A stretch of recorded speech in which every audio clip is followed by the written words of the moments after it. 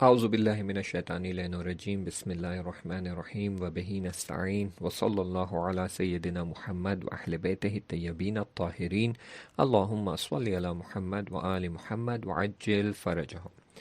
پچھلے چیپٹر میں ہماری بحث یہاں تک پہنچی کہ مظاہرہ ہونے والا تھا، لوگ حرم امام رضا علیہ السلام میں جمع ہوئے تھے اور شاہ کے خلاف نعرے لگا رہے تھے، اور شاہ کی فوج حرم کے اندر فائرنگ کر رہی تھی، بہت سے لوگ شہید ہو گئے تھے اور بہت سے لوگوں کو گرفتار کر لیا گیا تھا۔ اب ان کی خانم بتاتی ہے کہ میں ان کے لیے پریشان تھی، خاص کر ان کی کتابوں اور کیسٹوں کو لے کر۔ 1-2 دن گزر گئے لیکن وہ واپس نہیں آئے۔ اب میں اس سے زیادہ ان کا انتظار نہیں کر سکتی تھی۔ میں نے فوراً امام خمینی کے رسالے کو ان کے بھائی کے گھر پہنچا دیا۔ انہوں نے آنگن کی ایک ٹائل کو ہٹایا اور اس کے نیچے سے کچھ مٹی نکالی اور رسالے کو وہاں پر دبا دیا اور ٹائل کو واپس رکھ دیا جیسے کہ وہاں کچھ ہوا ہی نہیں۔ اب کیسٹیں اور کتابیں بچی تھی۔ ایک پڑوسی کا نام ذہن میں آیا، ان کا بیٹا عبدالحسین کا شاگرد تھا۔ میں نے اپنے دل میں سوچا اللہ پر بھروسہ کر کے یہ سامان ان کے یہاں لے جاتی ہوں، انشاءاللہ وہ مان جائیں گے۔ میری توقع کے برخلاف انہوں نے نہایت گرم جوشی سے میرا استقبال کیا اور سارا سامان اپنے تحویل میں لے کر کہنے لگے ہم یہ چیزیں چھپا دیں گے، آپ پریشان نہ ہوں۔ 7-8 دن گزر گئے لیکن ان کی کوئی خیریت نہیں ملی۔ اس عرصے میں شاہ کے لوگ مسلسل ہمیں پریشان کرتے رہے۔ کبھی وہ آتے اور بہت اطمینان سے یہ کہتے کہ انہیں پھانسی ہو گئی اور اب ان کا جنازہ بھی نہیں ملے گا۔ کسی کی کیا مجال جو شاہ سے دشمنی مول لے۔ 10ویں دن ایک آدمی آیا اور کہنے لگا عبدالحسین مستری زندہ ہے۔ اس کی باتوں پر یقین نہیں ہو رہا تھا۔ میں نے شک بھرے لہجے میں پوچھا اس وقت وہ کہاں ہے؟ تو اس نے جواب دیا وکیل آباد جیل میں۔ ان کو رہا کرنے کے لیے 1,00,000 تومان یا گھر کے کاغذات چاہیے۔ میرا چہرہ مرجھا گیا، نہ میرے پاس اتنی بڑی رقم تھی اور نہ ہی گھر کے کاغذات۔ وہ چلا گیا۔ اب میں تھی اور 1000 طرح کے فکر اور خیالات۔ میں دعا کر رہی تھی کہ کوئی رائے حل نکل آئے۔ میری سمجھ میں نہیں آ رہا تھا کہ میں کس کے پاس جاؤں جو یہ رقم یا گھر کے کاغذات دے سکے۔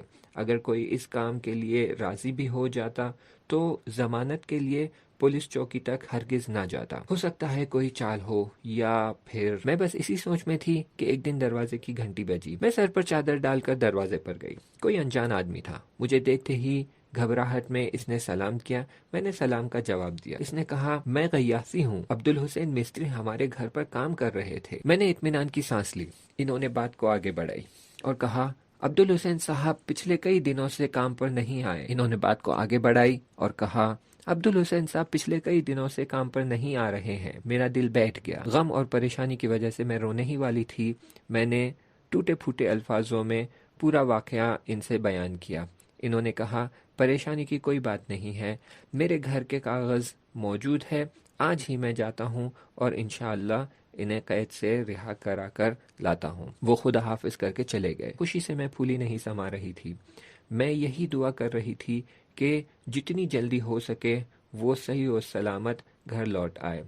دوپہر کے قریب گلی سے شور و غل کی آواز سنائی دی۔ میں اپنی چھوٹی بیٹی کو گود میں لے کر جلدی سے گلی میں آئی۔ ہمارے پڑوس کے دکاندار مٹھائی کا ڈبہ ہاتھ میں لیے سب کو مٹھائی بانٹ رہے تھے۔ میں آگے بڑھی تو مجموعے میں عبدالحسین پر نظر پڑی۔ میں حیرت زدہ ہو گئی۔ کیا یہ وہی کچھ دنوں پہلے والے عبدالحسین تھے؟ پہلے سے کافی کمزور نظر آ رہے تھے۔ ان کا چہرہ مرجھایا ہوا تھا۔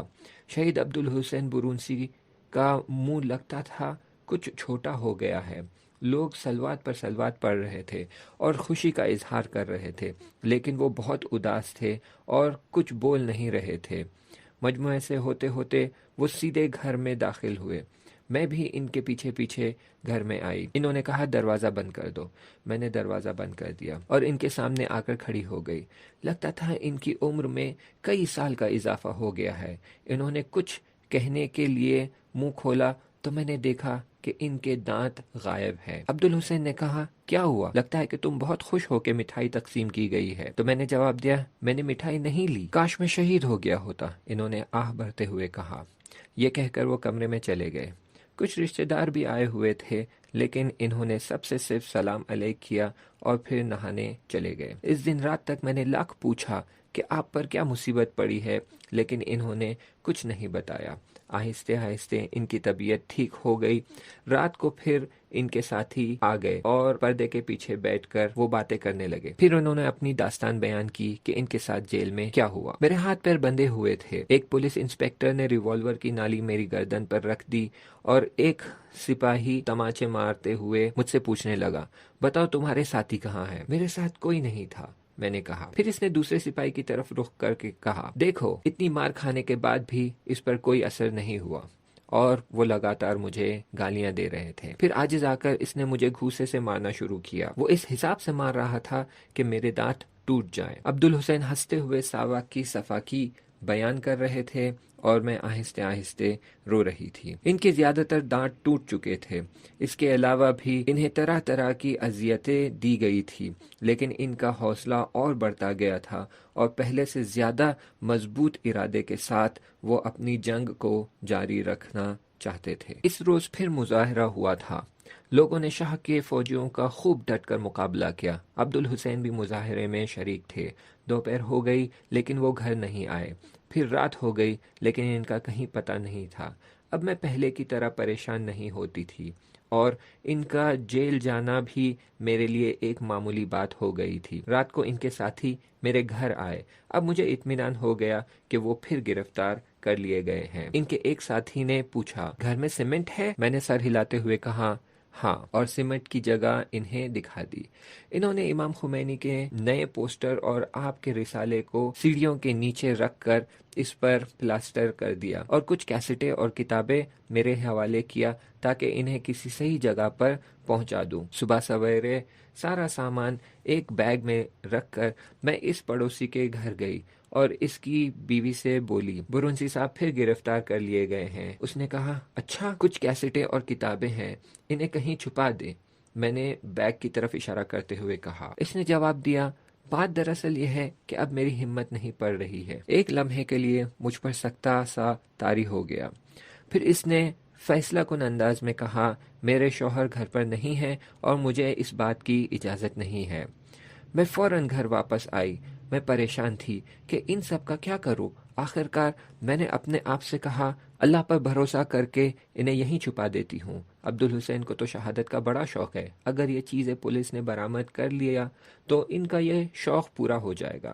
گھر میں کچھ قالینیں تھی، بعض کیسٹوں کو ان میں چھپا دیا، بعض اہم کیسٹوں کو تکیے کے اندر روئیوں کے بیچ میں ڈال دیا، کتابوں کو تہہ خانے میں پتیلی کے اندر رکھ دیا۔ اب میں ساواک کا انتظار کر رہی تھی۔ ایک دن میں کمرے میں بیٹھی ہوئی تھی، حسن، مہدی، حسین اور چھوٹی بیٹی سب میرے پاس ہی تھے۔ اچانک وہ لوگ دیواروں پر سے گھر میں کود گئے۔ میرا بڑا بیٹا حسن اس زمانے میں 7 یا 8 سال سے زیادہ نہیں تھا۔ یہ منظر دیکھ کر اس کی زبان میں لکنت پیدا ہو گئی۔ 2-3 سپاہی جوتوں سمیت کمرے میں گھس آئے۔ میں اپنی جگہ سے تھوڑی سی ہلی تو ایک سپاہی نے اپنی بندوق میری طرف نشانہ لگاتے ہوئے چلایا، خبردار اپنی جگہ سے ہلنا مت، جہاں ہو وہیں بیٹھی رہو۔ پھر وہ گھر کی تلاشی لینے لگے۔ اس وقت ایسا لگ رہا تھا جیسے اللہ خود مجھے راستہ دکھا رہا تھا۔ کیسٹوں سے بھرے تکیے کو میں نے اپنے پیروں پر رکھ کر میں نے بیٹی کو اس پر لٹا دیا۔ کبھی کبھی آنکھ کے کونے سے قالین کی طرف بھی دیکھ لیتی تھی۔ بس قالینوں کو پلٹنے کی دیر تھی اور پھر ساری کیسٹیں سامنے آ جاتی۔ میں امام زمانہ کی بارگاہ میں متوسل ہوئی اور دعا کر رہی تھی کہ وہ ہماری مدد کرے۔ مولا نے بھی جیسے انہیں اندھا کر دیا، جیسے انہیں پتہ ہی نہ ہو کہ گھر میں قالینیں بھی ہیں۔ اس کی طرف وہ لوگ گئے ہی نہیں۔ ان لوگوں نے بہت تلاش کیا لیکن کچھ نہیں ملا۔ آخر کار مایوس ہو کر واپس چلے گئے۔ یہ فرماتی ہیں کہ غیاثی صاحب نے ایک بار پھر گھر کے کاغذات جمع کر کے انہیں رہا کروا لیا۔ پھر وہ ریاضی صاحب اور 2-3 طالب علموں کے ساتھ گھر آئے۔ سب سے پہلے انہوں نے کیسٹوں کے بارے میں سوال کیا۔ میں نے کہا، ذرا قالین تو ہٹائیے۔ انہوں نے قالین ہٹایا تو کیسٹوں کو دیکھ کر سب دنگ رہ گئے۔ آپ نے تعجب سے پوچھا، یعنی ساواک کی نظر ان پر نہیں پڑی؟ تو میں نے جواب دیا، اگر نظر پڑی ہوتی تو وہ سب لے جاتے اور آپ کی تمنا بھی پوری ہو جاتی۔ وہ ہنسنے لگے۔ پھر کچھ خاص کیسٹوں کے بارے میں پوچھا تو میں نے کہا، آپ خود تلاش کریں۔ انہوں نے تھوڑی دیر ادھر ادھر تلاش کیا لیکن کچھ ہاتھ نہیں لگا تو کہنے لگے، پریشان نہ کرو بیگم، کیسٹیں کہاں ہیں، لاؤ انہیں سننا ہے۔ میں وہ تکیہ لے کر آئی اور کیسٹوں کو اس میں سے نکال کر ان کے سامنے رکھ دیا۔ انہوں نے تعجب سے پوچھا، یعنی ساواک کی نظر ان چیزوں پر نہیں پڑی؟ اس سے زیادہ اہم چیزیں تو تہخانے میں ہے، میں نے کہا۔ انہوں نے مجھے کتابوں کو پتیلی سے نکالتے ہوئے دیکھا تو تعجب کرنے لگے۔ عبدالحسین کے رہا ہونے کے کچھ دنوں بعد امام خمینی پیرس سے تہران تشریف لائے اور بہمن ماہ کی 22 تاریخ کو، جو کہ 11 فروری 1979 ہے، اس دن کو انقلاب کامیاب ہو گیا۔ اس زمانے میں وہ غیاثی صاحب کے ساتھ ان کے گھر کے کاغذات لینے گئے۔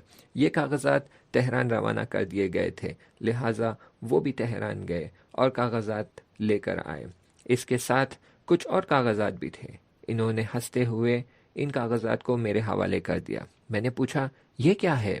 میری پھانسی کا حکم نامہ ہے، انہوں نے ہنستے ہوئے کہا۔ تعجب سے میری آنکھیں کھلی کی کھلی رہ گئی۔ دراصل بات یہ تھی کہ جب ان کی فائل تہران بھیجی گئی تو جرم سنگین ہونے کی بنا پر انہیں پھانسی کی سزا سنائی گئی۔ میں نے اس حکم نامے کو دیکھ کر اللہ کا شکر ادا کیا کہ امام خمینی پیرس سے آ گئے اور انقلاب کامیاب ہو گیا، وگرنہ چند دنوں بعد عبدالحسین کو پھانسی پر لٹکا دیا جاتا۔ انشاءاللہ آگے کا مطلب اگلے چیپٹر میں بیان کریں گے۔ تب تک کے لیے التماس دعا۔ خدا حافظ۔